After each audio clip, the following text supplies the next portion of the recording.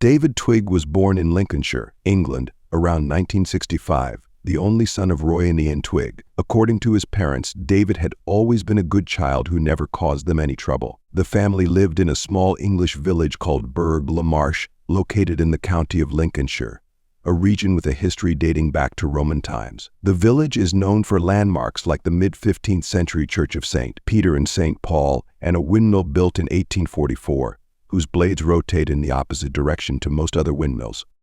In his adulthood, David lived there and worked as a carpenter. He was not only a highly skilled and creative craftsman, but also someone always willing to lend a hand with any repairs. In 1996, he met Julie Dixon. Not much is known about her previous life, except that she was emerging from a divorce when their paths crossed. It didn't take long for love to blossom between David and Julie. Once her divorce was finalized, the couple decided they were ready to start a life together. With the money she received from the separation and a little help from relatives, they bought a piece of land that included 2 buildings, formerly part of the local railway station, which had closed in 1970. One of the structures was a single-story, 3-bedroom house, which was more than sufficient for the couple. The second was a hangar that had once served as a locomotive shed. It was here that they set up what would become the workshop for David's carpentry business. By that time, he had specialized in custom doors, windows, and staircases. Their relationship thrived, and together they put in the effort to ensure the smooth running of the business. While David focused on the hands-on work he was passionate about, Julie took charge of the administrative tasks. She handled the paperwork, dealt with customers, took orders, organized appointments, and, of course, managed the company's finances. To everyone around them, they were soulmates who deeply loved each other. David's parents, Janice and Roy, grew to love Julie as if she were their own daughter. With time and dedication, the business prospered, and David began considering expanding his services to include the creation of custom kitchen cabinets. Around the same time, as their finances were thriving, David and Julie developed a shared passion for car racing. They quickly became avid fans, attending as many competitions as possible. It was through this new hobby that they met John Mell and his wife, Lisa, who were parents to 2 daughters, aged 4 and 7. John came from a racing dynasty, with his father also competing in the renowned legendary car races. Before he turned 19, John had already become both European and world champion in several racing categories. He had also twice won the world championship in the legendary car races and was one of the few British drivers to compete in NASCAR. His family was deeply involved in the sport, with his father, brother Alan, and wife Lisa forming part of his support and logistics team.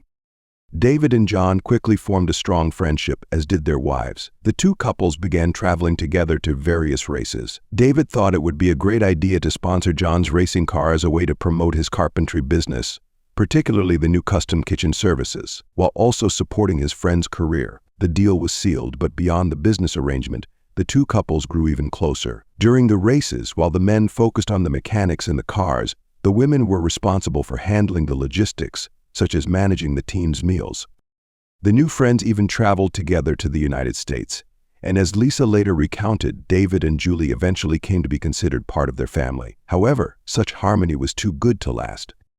For all intents and purposes, David's business was thriving, and after 15 years together, the couple's life seemed to be in a great place. But on Sunday, March 13, 2011, everything changed in the span of one night. The distressed woman who made the frantic 999 emergency call in England was none other than Julie, and the person trapped in the fire was 46-year-old David. Just a few minutes later, around 7 p.m., fire crews and paramedics arrived at the scene of the blaze. David's carpentry workshop, a long and narrow shed. At first, they didn't know what was happening inside. The only visible signs were the smoke rising from various gaps in the building. Once they forced the door open, visibility inside was nearly non-existent due to the thick smoke that filled the area. Though the signs of fire were relatively small, the firefighters quickly extinguished the remaining flames and began searching for David. Julie had informed them that her partner was trapped in a small room at the back of the workshop.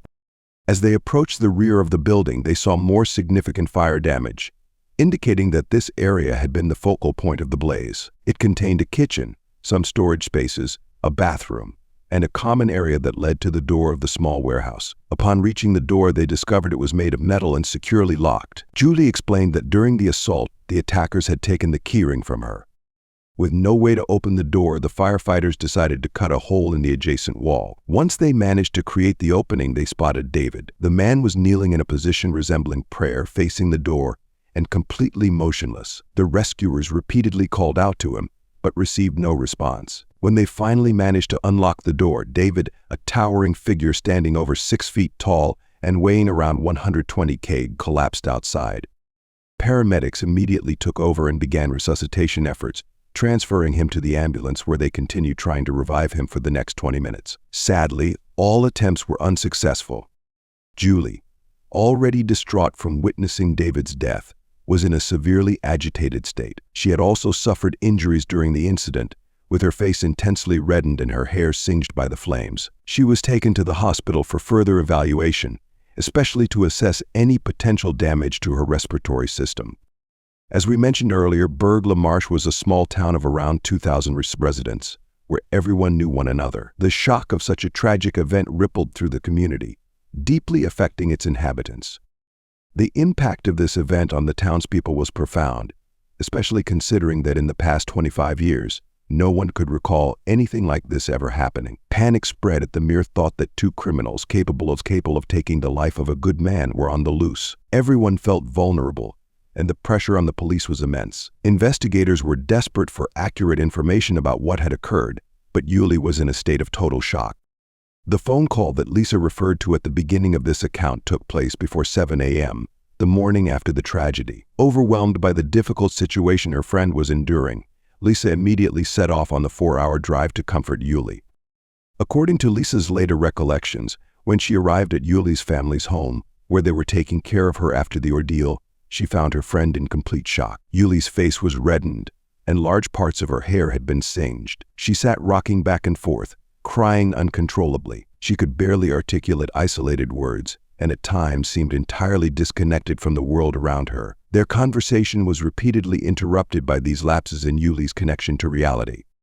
In one of these brief moments of coherence, Julie recounted that on the night of the attack, as they were closing up the workshop, she had asked David to fetch a light bulb from the storeroom. While waiting for him near the door, 2 men dressed in black, wearing hooded sweatshirts, grabbed her and dragged her inside. In shock, Julie said one of the men tried to force her head under a circular saw, but she managed to escape by slipping out of the sweater she was wearing and running out of the shed. After fleeing, she returned to search for David, but when she opened the door, a burst of flames shot towards her, burning her face and making it impossible for her to get inside. That was when she called emergency services, frantic to report what had happened. Lisa also shared that her friend had mentioned some unusual events leading up to the attack. For instance, the couple's phone service had been mysteriously cut off, only to be restored later without explanation. The same thing had happened with the electricity. Julie felt as though someone had been toying with them in the days leading up to the incident. Meanwhile, the media clamored for an interview with Julie, but she steadfastly refused to engage with them. Despite rejecting the request for an interview, Julie did make a public statement in which she expressed that she was numb with grief, her heart shattered. Not only had she lost her partner of 15 years, but so much more, as David had been the love of her life, her best friend, and her soulmate, as later revealed. The police faced great difficulty in questioning Julie, who was also a victim of the incident. Interview sessions had to be brief, as she would often break down after several meetings. Over time, she managed to recount the events, providing additional details, such as the direction in which the attackers fled after leaving the workshop, and more about the peculiar failures in the electrical and phone services. Investigators conducted a thorough inspection around the house and garage, checking the visible wiring. Although they found no irregularities with the services, they did discover David's key ring, which included the key to the storage room, where he had been trapped, corroborating Julie's account that the attackers had indeed fled in the direction she had indicated. The keychain was examined for fingerprints or DNA that could identify the assailants, but unfortunately, nothing foreign to the owners of the property was found. With limited information from a key witness and mounting pressure from local residents demanding justice, the authorities dedicated all their resources to solving the case. They even called on the community to provide any details that might shed light on the situation. At that point, the police only had Julie's description to go by. According to her, the attackers were 2 white men dressed in dark clothing, their faces obscured, possibly by masks. One was about 5, and the other around 5'7". The police opened their tip lines and Crime Stoppers also stepped in, offering a $3,000 reward, approximately $400 at the time, for any information, with guarantees of anonymity. However, gathering leads proved difficult. The couple's property was not on a main road, nor near any other businesses or popular spots for locals or visitors. Additionally, there were no neighboring houses in the vicinity. Given these facts, detectives speculated on potential motives. Since the location wasn't one people would pass by regularly, the criminals must have had prior knowledge of the place, leading them to believe the attack was premeditated. The investigators' initial theory was that the perpetrator could have been a disgruntled customer or someone to whom David owed money. Based on these assumptions, the police began working on these possible theories. The lead detective on the case, Stuart Gibbon, requested the assistance of a financial investigator to scrutinize and analyze the carpentry shop's accounts in search of any clue that might guide the investigation. Meanwhile, official confirmation was received that David's cause of death was smoke inhalation from the fire. Crime scene examiners, assisted by Lincolnshire Fire and Rescue, were deployed throughout the workshop, which was the scene of the incident. The task was not easy due to the presence of dust, sawdust, and dirt, compounded by the fact that the fire may have destroyed much of the potential evidence. One of the first things that became evident was that the fire and its aftermath were primarily concentrated at the back of the workshop, where the kitchen sink, bathroom, and the room where David was locked up were located. This cast doubt on Julie's version, which claimed that the burn she suffered occurred when she tried to enter the shed and a flame shot out when she opened the door. Moreover, there appeared to be some kind of accelerant, such as gasoline, present at some of the fire sites. To confirm this assumption, the examiners requested the support of a Derby expert who arrived with a specially trained Springer Spaniel. The dog confirmed the presence of the accelerant. Although this did not provide clues about the attackers' identities, it revealed something very important. A flammable liquid had been used which, when poured and ignited, could have formed a cloud of gases followed by a flame capable of causing injuries like those Julie sustained, even though she should have been outside the shed. Julie's statements were further questioned when hairs found in the small adjacent bathroom were later confirmed to be hers. These were not surprising except for the fact that they were the remains of burned eyelashes and eyebrows. The analysis of the emergency call itself raised many doubts for the experienced investigator. While all the evidence up to that point pointed to the widow, what came next left everyone stunned. The major breakthrough came from the financial investigator, revealing that the workshop's accounts were in a state of bankruptcy. The person responsible for managing the business's finances had failed to pay debts to suppliers and had not settled the required taxes. Despite appearing successful, David's cherished carpentry business was actually insolvent, with a tax debt of $37,500, equivalent to over $43,000. Some reviews estimated the debt to be around $17,000, about $2,000, but the company had been declared bankrupt since October 2010. In an effort to pay off the substantial debts, the couple's property had even been mortgaged. Julie had gone to great lengths to conceal the financial troubles from David. To hide her financial mismanagement, she had changed the delivery address for the workshop's mail and redirected numerous creditor notices to a stall at a nearby gas station. Emails went unanswered when officials attempted to contact David about the financial situation. Julie avoided direct contact by claiming David was either abroad or ill in March 2011. Due to the inability to establish direct communication with the company's registered manager and growing suspicions that Julie was not informing the legal owner of the true situation, the tax authorities decided to issue an arrest warrant for David, which was issued just days before the fatal fire. These findings increasingly pointed to Julie as a potential suspect in her husband's death. The situation took a further turn when police investigators, having learned about the change of address for David's mail, decided to obtain images from the gas station where the mail receiving booth was located. No one was prepared for the major revelation that these recordings would unveil, proving to be highly significant to the case. On the very morning of Sunday, March 13th, the day of the fire, surveillance footage showed Julie arriving at the gas station and purchasing 22 liters of gasoline, which she then loaded as of life. When confronted with this evidence, Julie was questioned again about the purpose of the fuel. She calmly explained that she and David had been gardening that morning and needed the gasoline for the lawnmower. When asked why she hadn't mentioned this earlier, she replied that it simply hadn't occurred to her. At this point, the authorities had already turned their attention towards her, though they only had circumstantial evidence or court ends, while continuing their investigation. 2 months after the incident, David's body was released following the completion of all forensic studies. The final autopsy report, which was far more detailed than the preliminary one, indicated that one of the main causes of death was smoke inhalation, and the inhalation of poisonous gases generated by the combustion of materials present in the workshop. Additionally, the presence of a substance called ogen in David's stomach confirmed that he was alive during the fire. The final cause of death was determined to be a heart attack. His family and friends were finally able to complete the painful process of mourning and saying their final goodbyes. Lisa noted that Julie's behavior throughout this period was, to say the least, inappropriate. In an effort to gather more evidence to support a case against her, detectives requested access to Julie's cell phone. However, she refused to provide the PIN code, claiming she did not know it, a claim that seemed highly implausible. Nevertheless, investigators managed to access the couple's computer, where they found searches conducted by Julie, including one on what kills you and does not appear in the autopsy.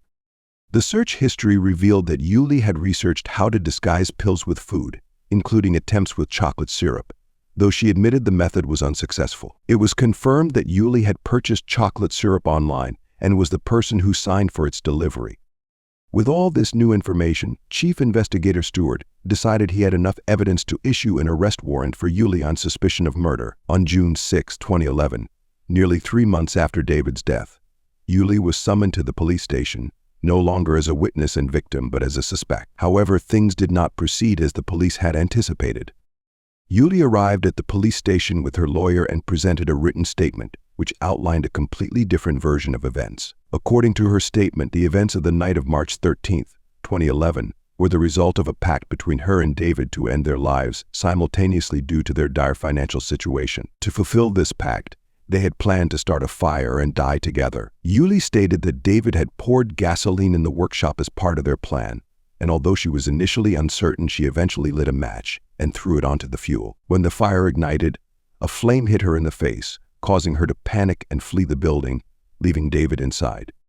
Julie refused to answer further questions and was taken into custody. Little did she know, her new story provided the police with critical information. Detectives were now convinced that the two supposed assailants never existed. The authorities' new mission was to verify whether the renowned carpenter had truly intended to end his life. Investigations turned to David's acquaintances, who consistently affirmed that he was a happy man deeply in love. Interviewees also stated that they never saw any signs of Julie being troubled, sad, or remotely depressed. In fact, David had been enthusiastic about expanding his business and had been making plans for the future. According to those close to him, he was full of excitement about the coming year and future trips, showing no indication that he was considering ending his life. With this accumulation of information and circumstantial evidence, the lead detective contacted the prosecution. After presenting the gathered evidence and questioning if it was sufficient for prosecution, the prosecutor confirmed that it was. Julie would be prosecuted.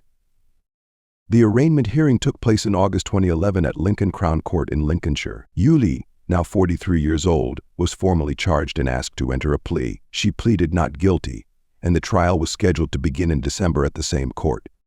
As the trial commenced in the first week of December, the prosecution argued that Julie had decided to end her partner's life to escape the imminent exposure of her financial mismanagement, which had led to significant debt and the bankruptcy of David's carpentry business. Prosecutor Gordon Abston detailed how Julie had been neglecting to pay invoices to suppliers, resulting in severe cash flow problems and a substantial tax debt.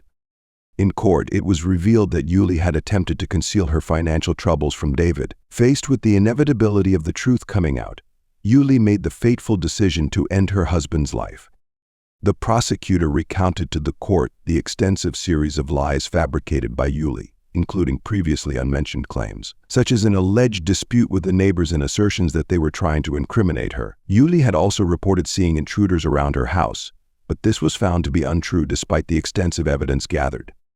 Despite the overwhelming evidence presented by the prosecution, Julie remained firm in her story, though she displayed some remorse for the first time. She admitted that, through the pact she and David had made, she was responsible for his death. She acknowledged that in her panic she had misled the police and apologized for it. However, the case could not be so straightforward.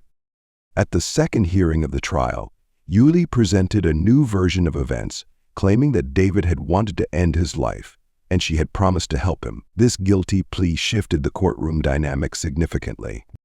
Judge Michael Heath thanked the jury for their service and allowed them to retire before adjourning the hearing. He later decided to hold a Newton hearing, a proceeding required when a defendant pleads guilty on specific grounds, but the prosecution does not accept those grounds. In such cases, the judge alone makes the decision. Both parties presented their respective positions before the judge. Julie introduced a third version of events, claiming that after learning of his company's bankruptcy, David decided he could no longer continue with his life. According to this new account, over the past 7 years, the couple had accrued loans and repossessions totaling $396,000, equivalent to over $500,000.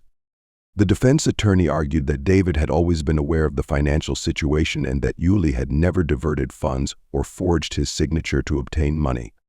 Despite their financial troubles in 2010, the couple had taken a lavish vacation to the United States, where they spent large sums of money. The prosecution, however, presented a starkly different picture. If David had been aware of the dire financial situation, it was likely he would have attempted to salvage his company. None of the creditors who tried to contact him were able to reach him because Julie had isolated him and concealed all relevant information. The prosecutor presented a long list of evidence demonstrating Julie's deceitfulness. This included the dramatic emergency call from the night of March 13th, replayed in court, her false account of events, and the computer searches related to fatal substances that were not discovered during the autopsy. Additionally, testimonies gathered during the investigation revealed that Julie had confided to some people about her dissatisfaction with the relationship. The prosecutor concluded that Julie had never shown genuine remorse or regret for her actions against a kind, hardworking, and honorable man who had never spoken ill of anyone. The judge concluded the hearings and announced that a verdict would be delivered in January 2012. On Tuesday, January 3, 2012, the hearing took place where Julie would learn her fate. Before the judge announced the decision, an impact statement from David's parents was read. Although they were not present at the hearing, the statement, prepared by Janice's mother, conveyed their deep grief. She expressed that David was their only child and that the inability to see or talk to him and tell him how much they loved him was incredibly painful to accept. How much they loved him was very difficult to accept. In their words, they described their son as a decent, hard-working, and kind man who took great pride in his work and the service he provided to others. They also expressed regret for having entrusted their only son to someone they had loved and treated like a daughter. They chose not to comment on their opinions about Julie but conveyed their relief that justice had finally been served. They felt that allowing Julie to reflect on her actions would be a fitting part of her punishment. Before announcing his decision, Judge Michael Heth addressed Julie directly. He condemned her actions, describing the emergency call she made as a performance worthy of an Oscar nomination if it had been part of a fictional drama. He affirmed his belief that the crime was premeditated and not a case of assisted death, emphasizing his conviction that David had wished to live. The judge also reproached Julie for the immense pain her prolonged and numerous lies had caused David's parents. Judge Heth sentenced 43-year-old Julie Dixon to life imprisonment with a minimum term of 23 years. Julie, who had stood in the dock with her hands clasped and head bowed, collapsed and had to be supported by a security officer. David's parents and friends were deeply affected by Julie's cruel actions, and the entire small community of Berlarche was shaken and outraged. Top investigating officer Stuart Gibbon remarked that the case had been exceptionally challenging, exacerbated by the defendant's deceitful behavior from the outset. He noted that Julie had never fully admitted her role in David's death, leaving the reasons for her actions shrouded in mystery. This case remains one of those that continues to astonish and unsettle even today. Cases that never cease to amaze even seasoned officials like the detective and even us, who are used to investigating, writing, and narrating such stories. It was never clear in the case reviews where all the money that the woman failed to pay in the company's administrative commitments went. She never provided a real reason for her actions, which only added to the pain of those who knew and loved David, a good man whose life was forged by effort and responsibility, and who only knew how to bring joy, help, and love to those fortunate enough to know him. This image is just a sample of the respect and affection that a man who knew how to sow goodness in life earned, a man who ended his days because of a woman mired in lies. Well, dear audience, this concludes another investigation. What do you think about today's case? We would like to read your comments, as your opinion on these cases is very important to us. Remember to always do so with the utmost respect for both the victim and the other viewers, as well as for us who read them. Before you go, please leave a like and subscribe if you aren't already. Don't forget to share this video if you think someone you know might be interested in it. See you in another criminal investigation. Goodbye.